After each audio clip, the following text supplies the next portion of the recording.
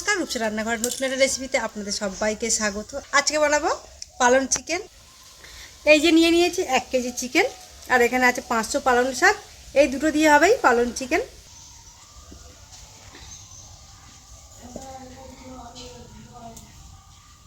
প্রথমে চিকেনটাকে ম্যারিনেট করে নেব। তার জন্য যা যা মশলা পড়বে, আদা রসুন দুটো মিলে 1 চামচ দিলাম, লঙ্কার গুঁড়ো হাফ চামচ, হলুদ গুঁড়ো হাফ চামচ, হাফ চামচ নুন, আর এখানে দিয়ে দিচ্ছি 3 চামচ টক দই। এবারে সবকিছু খুব ভালো করে একসাথে মিশিয়ে নেব।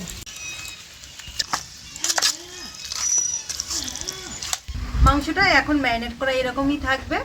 ততক্ষণে পালং শাকটা সেদ্ধ করে নেব আর মশলাটাকে রেডি করে নেব।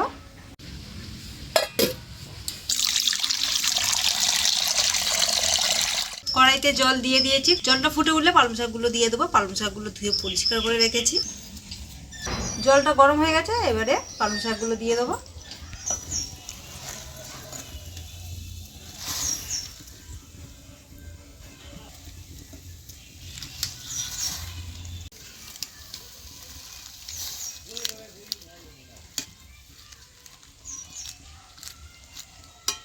পালং শাকটা সেদ্ধ করে নিয়েছি, এবারে নামিয়ে নিচ্ছি।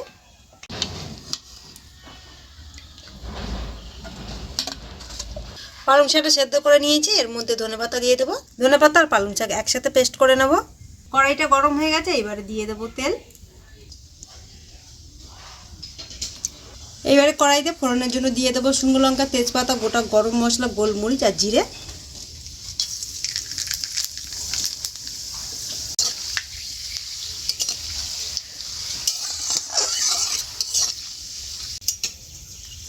ফোড়নটাকে ভাজা হয়ে গেছে, এর মধ্যে দিয়ে দেবো পেঁয়াজ কুচি।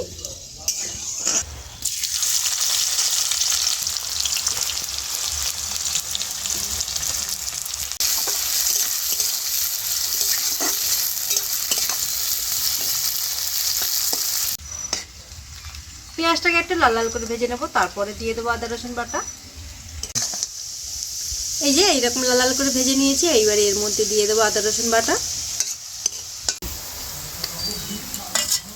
এখানে আদা রসুন বাটা 2 চামচ দিলাম।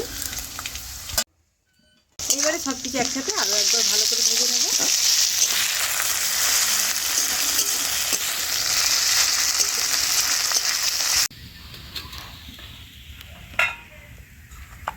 আদা রসুনটাও ভেজে নিয়েছি, এবারে মাংসটাকে দিয়ে দেবো।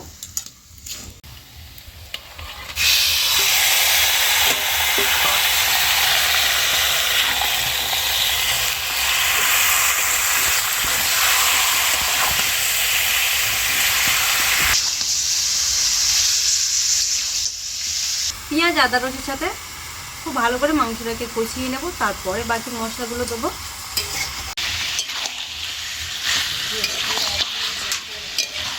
ম্যারিনেট করা মাংসগুলো দিয়ে 10 মিনিট খুব ভালো মতো কষিয়ে নিয়েছি। এইবারে দিয়ে দেবো বাকি মশলাগুলো। দিয়ে দেবো 1 চামচ জিরে গুঁড়ো,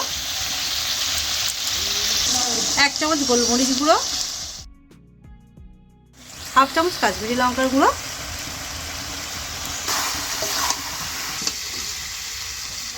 এইবারে সবকিছু খুব ভালো করে মিশিয়ে নেব।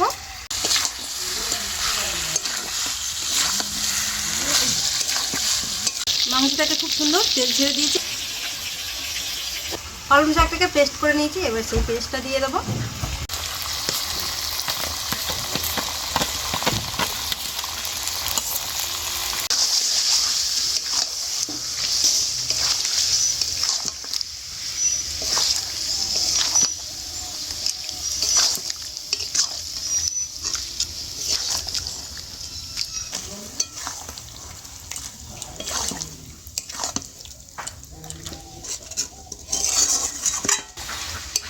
পালং শাকের পেস্ট দিয়ে 2 মিনিট খুব ভালো করে রান্নাটা করে নিয়েছি। এরপরে দিয়ে দেবো জল। যে বাটিতে পালং শাক ছিল সেই বাটি ধুয়ে জলটা দেবো। বেশি জল দেবো না, যেরকম গ্রেভি হবে সেই রকমই জল দেবো।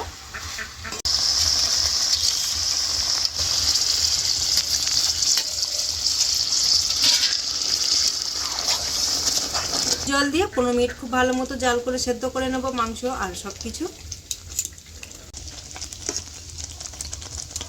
মাংস ম্যারিনেটের সময় অল্প একটু নুন দিয়েছি, তো এখন আরও একটু নুন দিয়ে দেবো। একটু স্বাদ বুঝে দিতে হবে নুনটা।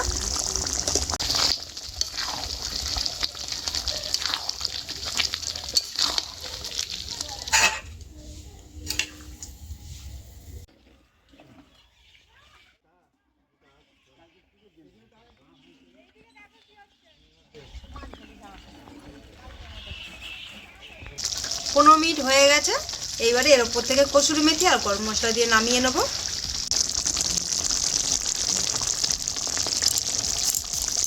আর দিয়ে দেবো 1/2 চামচ গরম মশলা।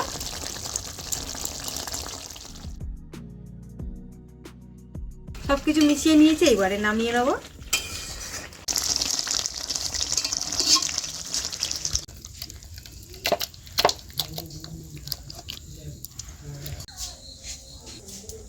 আমাদের পালং চিকেন রেডি। আর আপনারা এইভাবে একবার বানিয়ে খেয়ে দেখবেন, দারুণ লাগবে। এই শীতে অবশ্যই বানিয়ে খেয়ে দেখবেন, আর রুটি পরোটার সাথে দারুণ লাগবে।